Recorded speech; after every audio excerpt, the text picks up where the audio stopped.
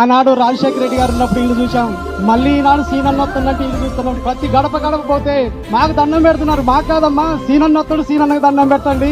అమ్మా మీరు సీనన్న ఎన్నంటుంటే సీనన్న ఏది అడిగితే అది ఇస్తాడమ్మా, ఏదైనా సీనన్న చేయగలుగుతాడమ్మా. తప్పకుండా సీనన్న వెన్నంట మనందరం ఉండాలి. సీనన్న కాకితో కబరేసిన సీనన్న అంటే మనం నిలబడాలని చెప్పి వాళ్ళందరికీ మేము చెప్పుకుంటూ వస్తున్నాం. అన్నా నువ్వు ఆరింపులు వస్తున్నావు అంటే నిధులతో వస్తున్నావు, మా ప్రజలంతా సంబరాలు పడుతున్నారు. సీనన్న వస్తుండంటే రోడ్లు తెత్తండు, సీనన్న వస్తుండంటే రేషన్ కార్డు తెత్తండు, సీనన్న వస్తుండంటే సన్న బియ్యం తెత్తండు. మా ప్రజలంతా అనుకుంటున్నాం సార్, మళ్ళీ రాబోయే ఎన్నికల్లో మీరు ఘన విజయంతో సాధించాలి సార్. సీనన్న 50,000 పైసలకి వెళ్తామని చెప్పి అన్నాడు కూడా, గంటా పదం చెప్పాం.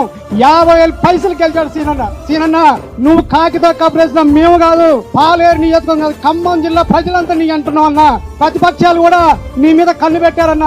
అయినా సీనన్న కాదు, మమ్మల్ని తాకి సీనన్న దాకాలి, మమ్మల్ని తాకి సీనన్న దాకాలి. సీనన్న నువ్వు చేస్తున్న మంచి పనులు వాళ్ళు శత్రువు గుండెల్లో గుబులెత్తుతుంది.